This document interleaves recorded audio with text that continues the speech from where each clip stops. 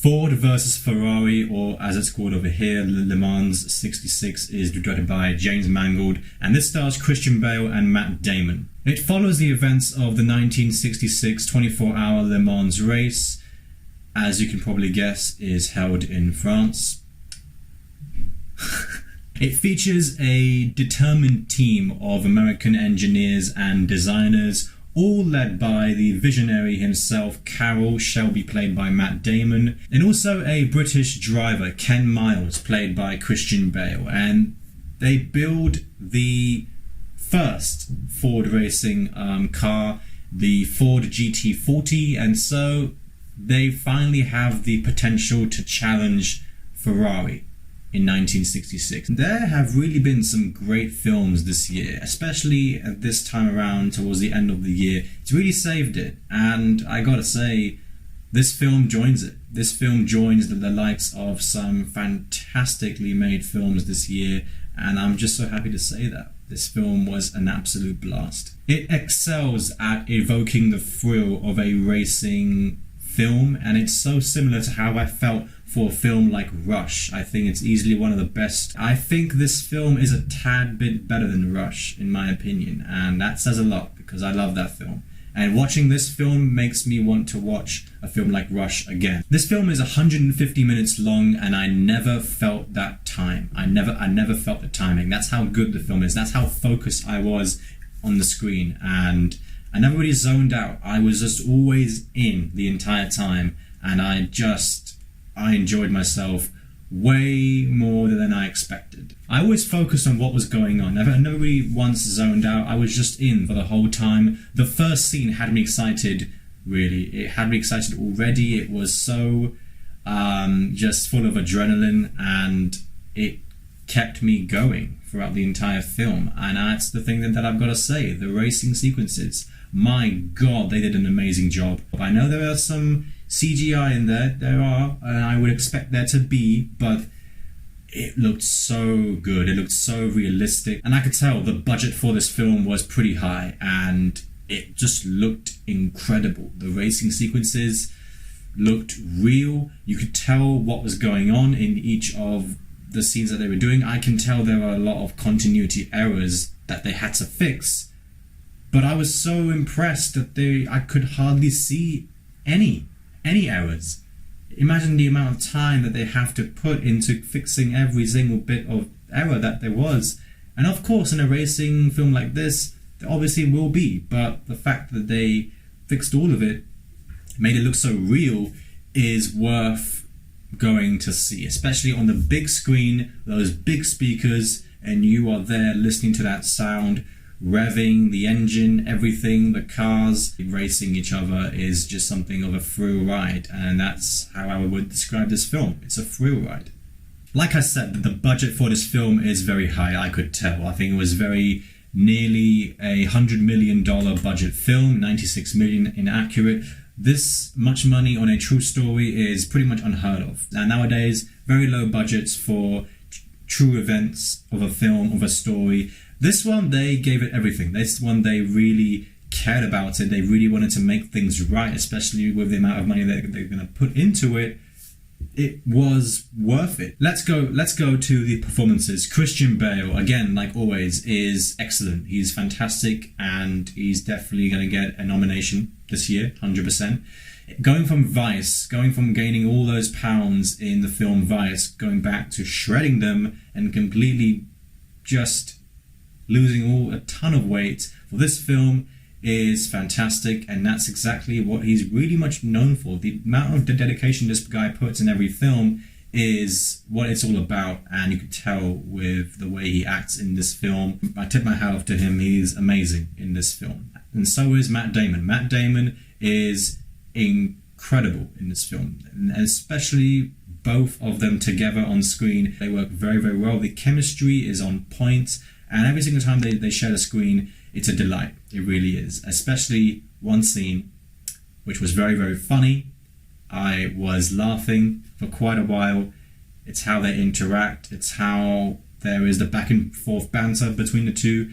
I really, really enjoyed that. And that's the thing that I've got to say. This film is very funny at times, and I wasn't expecting that. And I like how they balanced the drama and the comedy. And I gotta say, the supporting cast for this film, including John Bernthal, they were fantastic in the film because of their roles and their contribution to the film and their characters and sort of their motivations for what and why that they were in the film.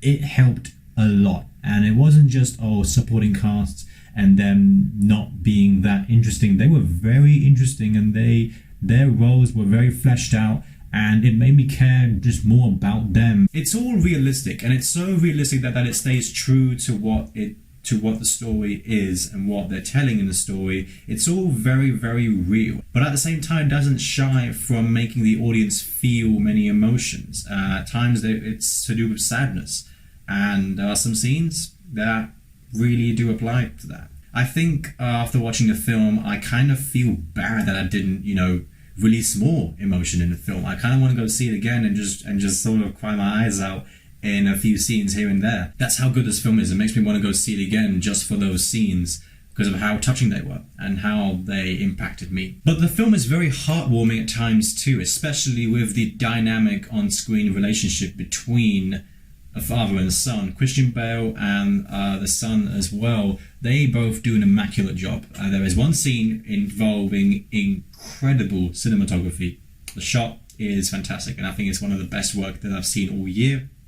It involves Christian Bale, Ken Miles, and his son walking, and they sit down in the middle of the track of the Le Mans, of the Daytona, I think, just sitting down and just talking in terms of racing techniques, in terms of where the car is supposed to be on the track, just talking to his son. It's very, very heartwarming. It's very, very nice, and it was quite touching, and I just really enjoyed that, especially the performances made it more real.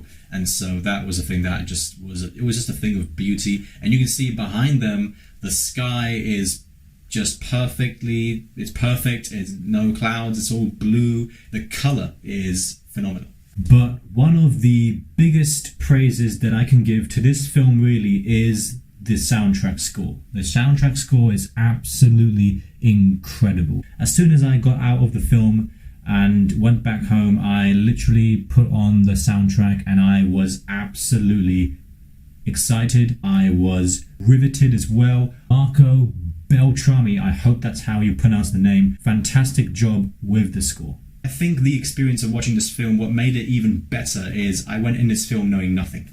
I was very much anticipating it without even watching the trailers, because I knew that there was going to be a motor racing film with Christian Bale and Matt Damon, which I was very excited about. James Mangold, the director of Logan, was making it, and so I was there. I was there already.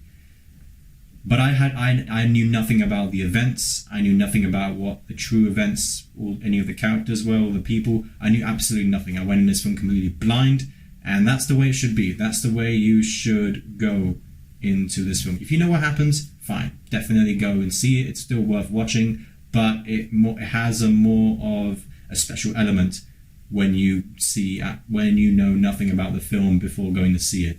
And that's how I felt, and that's why it affected me more in a positive way. The last 40 minutes of this film are phenomenal. It was literally flying high. I just was at the edge of my seat, and they really do give a great detail as to what happens in the race, in the Le Mans race, and I was riveted. I was riveted throughout the entire sequence. The third act was brilliant. I think it's definitely a fantastic feel-good film, and it's not one of the crowd pleasers that you would probably hear in a lot of reviews here and there. I don't think that is necessarily always a good thing when it comes to describing a film. This one, yes, you can say it's a feel-good film. It can be a somewhat crowd pleaser, but in a good way, because it stays true and it's very real, and it doesn't shy away from becoming more than that in terms of having more emotions than just being happy and sending your audience home very happy.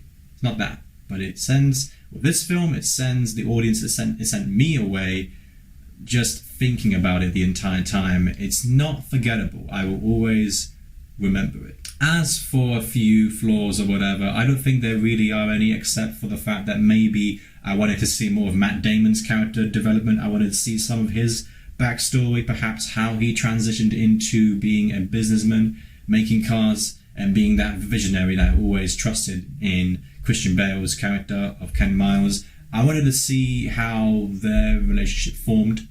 You don't really see much of that, but that's it.